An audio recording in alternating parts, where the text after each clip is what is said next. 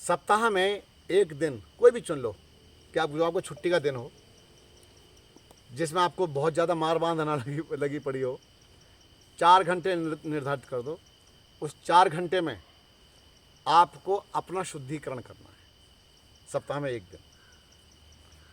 और यदि ये बात पूरे देश की और पूरी दुनिया की समझ में आ गई तो मेरा इतना विश्वास है कि कोई भी व्यक्ति बीमार नहीं रहेगा। तो क्या करना है उस दिन? प्रातःकाल में व्यायाम आदि से निवृत्त होकर के जल नीति कर लो, रबर नीति या सूत्र नीति भी करो। एक दिन की तो बात है। रबर नीति सूत्र नीति भी कर लो, सरसों का तेल नाक में डाल करके तेल नीति कर लो, और मुलेठी के पानी से कुंजर क्रिया भी कर लो। खूब सारा पानी पियो और पी करके उसको निकाल दो, ठीक है? लेकिन पीना है पंजे के बल बैठ करके। उसके बाद मिट्टी की पट्टी पेट पर लगाओ, थोड़ा आंखों पर लगाओ। एक दिन का अपना है ना, वो 4 घंटे अपने, तो उसमें पूरा ट्रीटमेंट करेंगे। कहीं दर्द भी लग रहा है तो थोड़ा गर्म लगा लिया, मिट्टी को गर्म करके वैसे लगा लिया, सिकाई कर ली। पोटली बनाओ अपने घर में, पोटली बिक रही है आजकल, पता है? ऑनलाइन। कितना दुर्भाग्य है मेरे देश का। अरे पोटली बेचना क्या था, वैसे ही बता दो उसमें क्या क्या है और होना क्या है। लो पोटली मैं बता रहा हूँ आपको, अब मेरे ढंग की पोटली बनाना। मिट्टी लीजिए, एक कढ़ाई में 1 किलो मिट्टी डालो। कौन सी मिट्टी? वही चिकनी मिट्टी, पीली मिट्टी। 1 किलो मिट्टी, लगभग 100 ग्राम तिल का तेल, लगभग 2 या 3 चम्मच हल्दी, 1 चम्मच नमक, ये सब आप डालिए कढ़ाई में और उसको अच्छी तरह पकाइए। तो पानी डालिए, पानी के सहयोग से उसको तैयार कर लो। नमक सेंधा, वो तो कोई सा भी डालो, नमक से कुछ ऐसा इफेक्ट नहीं आएगा। हल्दी कितनी डालेंगे गुरु जी? क्या जी? हल्दी 2 या 3 चम्मच। ना भी लिखोगे तो सब हो भी रहा है, कुछ नहीं। तो आप ये सब डाल करके कढ़ाई में तैयार करें, उसको पकाएं अच्छी तरह से। ऐसा तैयार कर लें उसको जैसे रोटी वाला आटा होता है ना, रोटी बनाने वाला, उतना। अब उसकी 2 पोटली बना लो। अगर आपको लगता है कि 1 किलो मिट्टी कम पड़ रही है तो आप मिट्टी को 1.5 किलो कर दो, क्वांटिटी और चीज़ों की बढ़ा दो थोड़ी थोड़ी। और 2 पोटली बनाइए, कपड़े में रख लीजिए, आधा आधा इधर इधर, और उसको पकड़ करके ऐसे पोटलियों को, और उसकी कपड़े में गरम होगा तो गरम ले लीजिए या थोड़ा सा ठंडा कर लीजिए, हल्का सा ठंडा, क्योंकि ज़्यादा ठंडा करोगे फिर गर्म करना पड़ेगा। और उसको फिर आप ऐसे उठा उठा करके ऐसे करके सिकाई करें ऐसे। और जब सहने लायक हो जाए तो थोड़ा सा ज़्यादा समय लगाओ।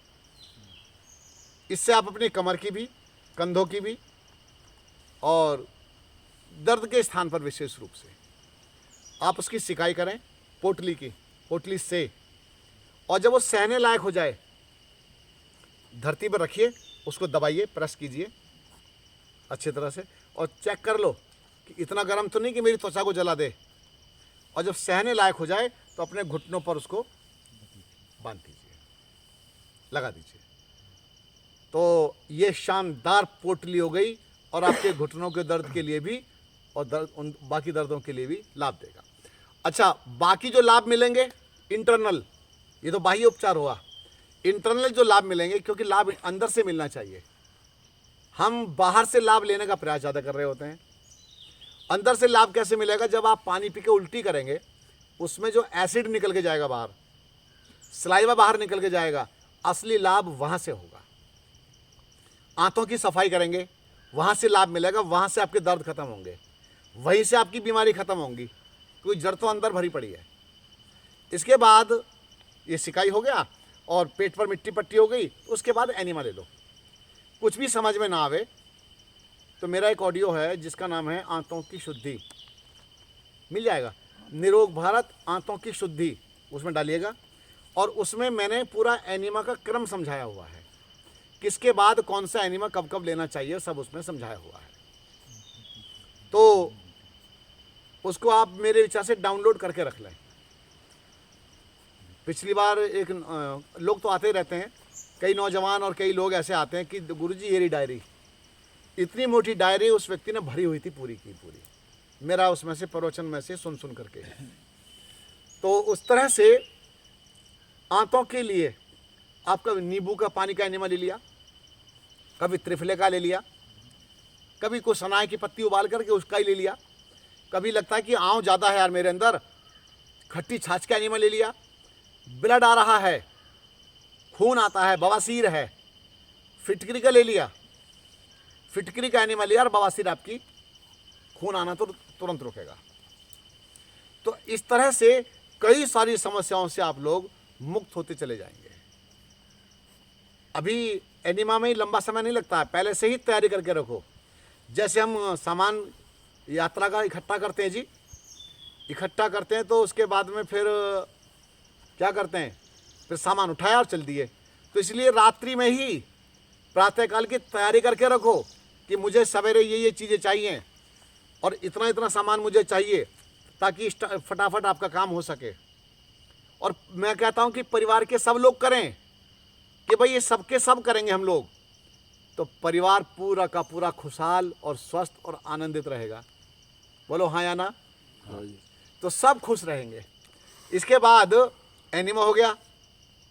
एनिमा के बाद हम क्या करते हैं, सूप पिलाते हैं यहाँ तो, है ना। लेकिन आपको उस समय सूप नहीं लेना, क्योंकि उतनी जल्दी सूप साफ पीने की आवश्यकता नहीं है। आप क्या करें, या तो स्टीम ले लो, स्टीम ले लो, या सूर्य स्नान, जो मैंने एक तरीका समझा रखा है आप लोगों को। कौन सा, पन्नी वाला 2.25 मीटर का बैग ले आइए पूरा, और उसके अंदर आप बैठ जाइए। वो आप सब प्रैक्टिकल कर चुके हैं। उसके बाद में जब खूब पसीना निकल आए तो पूरे शरीर पर कभी हल्दी का, कभी मिट्टी का, ऐसे ऐसे लेप कर लीजिए। अब आपके अंदर एक प्रश्न होगा कि मिट्टी में क्या मिलाएं और कितना मिलाएं। एक व्यक्ति के लिए मुल्तानी मिट्टी कितनी लगेगी? आधा किलो। कितनी? नहीं, 200 ग्राम। लगभग 250 ग्राम के आसपास मिट्टी आपकी खप जाती है। उसमें 250 ग्राम में 2 चम्मच हल्दी डाल दो, 1 चम्मच भी डाले चलेगा हल्दी, 1 चम्मच चंदन पाउडर, और गुलाब जल 1 पाव ही तो है, गुलाब जल में ही गीला कर लो। यूँ मत एक ढक्कन टपका दिया, ऐसे कोई पाप नहीं हो जाएगा अगर आपने गुलाब जल उसमें ज़्यादा डाल दिया तो गुलाब जल डाल दीजिए। और गुलाब जल बनाने का भी साथ में तरीका बता देता हूँ, दुकान से नहीं लाना पड़ेगा। ऐसा करो, गुलाब के फूल ले आओ, गुलाब के फूल रात में पानी में डाल के छोड़ दो, बस कुछ नहीं करना आपको। और प्रातःकाल में उसी पानी को छान करके उसी से कर लो। सूखे सूखे नहीं, हरे ताजे ताजे फूल आप गुलाब को पानी में डाल दीजिए। उनका जो रसत्व है वो सब उसके अंदर रात्रि में आ चुका होगा, और उस पानी से कभी कभी आप नहा भी सकते हो। तब कहना मैं तो गुलाब के पानी से नहा के आई हूँ, इतनी सुगंध इसलिए आ रही है। तो गुलाब जल में आप मिट्टी को गीला कीजिए। क्या क्या चीज बताई मैंने?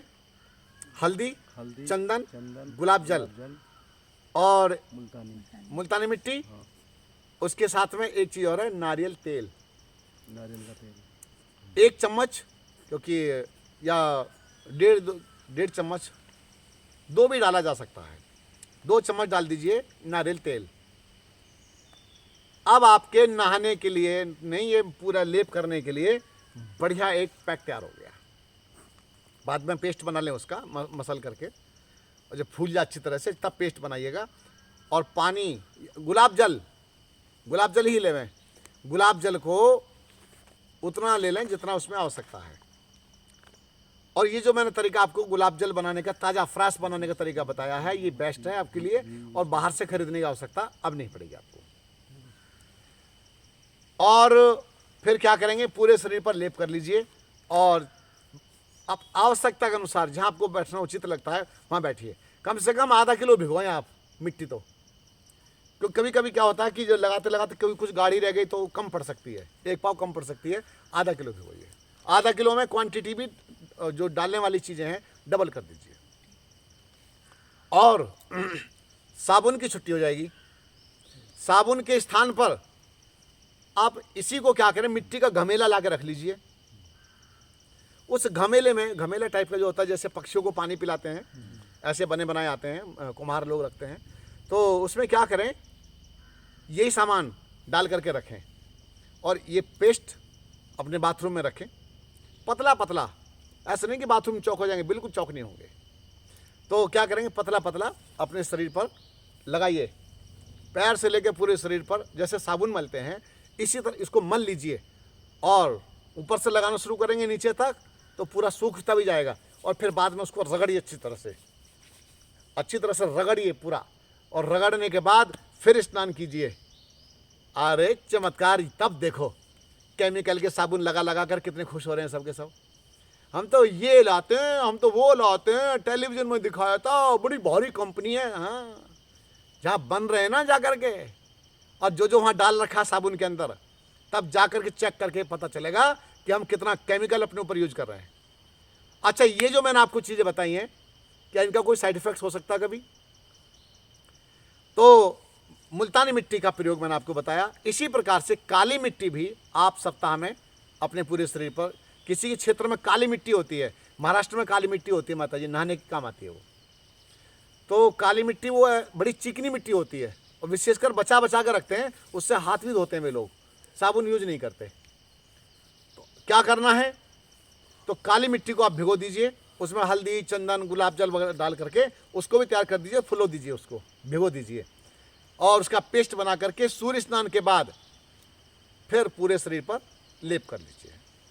अरे क्या किस्मत बदलेगी, क्या बढ़िया लगेगा आपको। अब लगेगा आपको कि नेचुरल जी रहे हैं आप लोग, प्राकृतिक जी रहे हैं, तो प्राकृतिक ही स्वास्थ्य मिलेगा। खान पान बदल दिया, जीवन जीने के ढंग बदल गए, तो आपका कल्याण हो गया। तो ये मैंने मिट्टी का लेप आदि आपको बताया कि कौन कौन से लेप कर सकते हैं। गेरू मिट्टी आती है एक, आपने गेरू का लेप भी यहाँ लगाया होगा। लेप कौन कौन से लगा सकते हैं वो थोड़ा और बता देता हूँ। हल्दी का लेप पूरे शरीर पर, आपने जिस दिन हल्दी लगाई थी उसके 2-3 दिन तक आपके चेहरे पर, आपकी त्वचा में निखार दिखाई देता रहा। और अभी भी आपकी त्वचा देखो, जो पहले पहले काले काले यहाँ से काले काले धब्बे से थे वो कई लोगों के साफ हो गए हैं, काफ़ी सफाई होगी स्किन की, त्वचा की सफाई हो गई है। तो हल्दी का लेप लगा सकते हैं। हल्दी में भी वही चंदन, गुलाब जल, कोकोनट ऑयल, ये सब मिक्स करके आप लेप लगाइए। दूसरा, आज एक चीज़ और बताता हूँ आपको मैं, हवन की राख। जो आप अपने घर में अग्निहोत्र करेंगे, हवन करेंगे, अब जो नहीं करेंगे तो वो जाने। हवन करेंगे तो हवन में क्या होता है, कितनी सारी जड़ी बूटी डलती हैं, ठीक है, और पूरे शरीर पर थोड़ा सा ये गुलाब जल में गीला करके उसको पूरे शरीर पर लेप करके बैठ जाइए। किसी को मत देखना और हमें किसी को दिखाना भी नहीं, अपनी दुनिया में मस्त रहिए, कौन क्या कहेगा ये ज़्यादा टेंशन मत कीजिए। तो हवन की राख बहुत लाभ देगी, खाज, खुजली, एक्जिमा सबको दूर कर देगी। और वैसे भी उसको आप नारियल तेल में मिला करके हवन की राख को, एक्जिमा किसी के है उसको आप ऐसे लेप कीजिए तो पेस्ट बन जाएगा आपका वो और लाभ देगा। हवन की राख को खा करके लोग कैंसर ठीक करते हैं अपना। विशेषकर देसी गाय के गोबर का जो उपला होता है उसके अंदर उसकी जो भस्म बनती है, ऐश बनती है, वो ऐश खाने से कैंसर ठीक हो जाता है। तो इसके बाद ये सब पूरा सिस्टम आपने देखा और ये बहुत ही महत्वपूर्ण है। ऐस हल्दी का बाद, हल्दी के आप कहेंगे भाई हम साबुन लगाएं, भाई मैं तो कहूँगा साबुन तो नहीं लगाना। आप एक काम कर सकते हैं, जो आपकी मुल्तानी मिट्टी भीगी हुई रखी हुई होगी, बाद में उससे मल के नहा लें। हल्दी के बाद उसको छुड़ाने के लिए, क्योंकि कपड़े पीले ना हो, या अपने जब उस दिन आपको चिकित्सा करनी है उसके लिए एक जोड़ी वस्त्र ही बना के रख दो कि ये मेरी चिकित्सा के वस्त्र हैं। तो जैसे ध्यान साधना के वस्त्र होते हैं, क्योंकि ध्यान साधना में भी शुद्ध वस्त्र पहन करके अभ्यास के लिए बैठना चाहिए, ऐसे ही चिकित्सा के लिए धुले हुए वस्त्र साफ सुथरे अपने यूज तब करके अभ्यास करें। तो ये हल्दी वाला काम हो गया। फिर है गेरू। गेरू मिट्टी में क्या करें, वही मिलाएंगे बस वही सब चीज़ें, और गीला करेंगे गुलाब जल से ही, गेरू मिट्टी। और इसके साथ पीली मिट्टी, कई खदानों से पीली पीली मिट्टी निकल के आती है। तो ऐसे किसी भी प्रकार की जो ज़मीन की मिट्टी होती है, और रेही मिट्टी मत लेना। रेही, रेही कौन सी होती है, भुरभुरी। उससे पहले लोग कपड़े धोते थे, रेह। अब आप समझें कि तो रेह मिट्टी जो होती है वो आपके त्वचा में नुकसान देगी, उसमें साल्ट की मात्रा ज़्यादा होती है। और आपको बताऊं, वो मिट्टी मैंने थोड़ी सी खा के देखी थी एक बार, बस छोटा सा ही था। जब हमारे यहाँ गांव में कल्लर होता है, कल्लर किसे बोलते हैं हमारे यहाँ, कलर जहाँ कुछ उगता नहीं है, कल्लर वो भी होता है। और एक शमशान भी था वहाँ पर, शमशान भी वहीं दूर था गांव के पास ऐसे। तो वहाँ के आसपास की जो ज़मीन थी, अब तो मुझे पता नहीं कुछ बचा भी है नहीं बचा हुआ, जाके देखना पड़ेगा। तो उसकी जो जो रेत मिट्टी थी वहाँ की, ऊपर भुरभुरी मिट्टी हो जाती है, उसमें कुछ होता नहीं है। लेकिन वहाँ भी कुछ होता है, वहाँ कुछ घासें, घास कौन सी, गोखरू आदि वहाँ भी होते रहते हैं। गोखरू होता है, कंटीले चीज़ें होती हैं। इसके बाद ये मिट्टी का प्रोग्राम आपका हो गया जी, और इसको आप अपने घर में करते रहें। और मुझे लगता है कि इतना ही आपके लिए पर्याप्त है। कभी आपको लगा यार आज थकान बहुत है, थकान बहुत है, आज जुकाम भी हो रहा है, आज शरीर में हरारत सी दिखाई दे रही है, आप रात्रि के समय गर्म पानी करो और पैरों को गर्म पानी में डाल करके बैठ जाइए। तो इससे आपको बड़ा लाभ मिलेगा, ब्लड सर्कुलेशन बढ़ेगा। और पैरों को गर्म पानी में डाल करके बैठने का जो तरीका है, प्रॉपर तरीका, वो मैं आपको समझा रहा हूँ। बैठने से पहले थोड़ा सा सादा पानी पियो, सिर पर गीला तौलिया रखें, एक चादर कंबल पूरा यहाँ तक ढकें, गर्दन तक, और कुर्सी पर बैठ जाएं, कुर्सी को भी ढक दें पूरा। पैरों को डाल के बैठें गर्म पानी में, जितना आप सहन कर सकते हैं। एक बाल्टी में तेज गर्म पानी और रख लें। जब लगे कि आपका पानी ठंडा हो गया है तो साइड से उसको पानी को थोड़ा सा और डाल दें। अब जब आपके लगभग 15 मिनट हो जाएं, 15 मिनट के बाद एक पैर निकालें और उसकी सफाई करें घिस करके। मिट्टी का झावा होता है, एक झावा, झावा जानते होंगे, मिट्टी का झावा जो कुम्हारों के यहाँ से मिलता है। मैं आपसे निवेदन करता हूँ, कुम्हारों का ध्यान रखो आप लोग। मिट्टी के पात्र अपने घर में ला करके उनको यूज कीजिए। कुम्हार आपकी जीवन को बचा देंगे, कुम्हार आपके जीवन को बचा लेंगे, उनके पास इतनी पावर है। आज बेचारे कुम्हारों की दुर्गति होती चली जा रही है, लोग उनके बर्तन नहीं खरीद रहे। आप अपने घर में दिया भी जलाओ तो मिट्टी का जलाओ, गिलास भी यूज करो तो मिट्टी का करो। उनसे बोलो हमें को मिट्टी के बर्तन चाहिए। और भगवान करे थोड़ा कृपा हो, जैसे सेंटर की स्थापना होगी, मेरे चिंतन के आधार पर वहाँ सब चीज़ें मिट्टी आदि की, मिट्टी की, लकड़ी की, उस तरह की, क्योंकि अभी उस तरह की व्यवस्था ना होने के कारण हम कई जगह विवश हैं। गौ माता भी रहेंगी तो सब प्रबंधन उसी तरह का रहेगा। तो मिट्टी के पात्रों को ही आप घर में यूज करें, तो आप देखेंगे कि आपका जीवन क्रम ऐसा हो जाएगा योगियों वाला। मैं आपको रोगी नहीं देखना चाहता हूँ, मेरा देश रोगी ना रहे। हिंदू हो, मुसलमान हो, सिख हो, ईसाई हो, बौद्धिस्ट हो, कोई भी हो, हमारे देश के जितने भी नागरिक हैं वे सब के सब एकदम खुशहाल रहें, स्वस्थ रहें, आनंदित रहें। इतना ही इसलिए मैं जान करके ये सारी की सारी बातें बोलता हूँ और निर्भीक होकर के बोलता हूँ। क्यों? मुझे देश से प्यार है, किसी व्यक्ति विशेष से नहीं। एक सन्यासी जो होता है देश से ही नहीं पूरी दुनिया से प्यार करता है, लेकिन किसी व्यक्ति विशेष को व्यक्ति गलत कर रहा है, उस गलत की जड़ उखाड़नी पड़ती है हम लोगों को, तो उससे भी हम लोग पीछे नहीं हटते। बिल्कुल भी घबराहट उस विषय में नहीं है। हम जो भी काम करते हैं मानवता के लिए काम करते हैं, किसी से भयभीत होकर कोई काम नहीं करते। आप सबका बहुत बहुत धन्यवाद, बहुत बहुत शुक्रिया।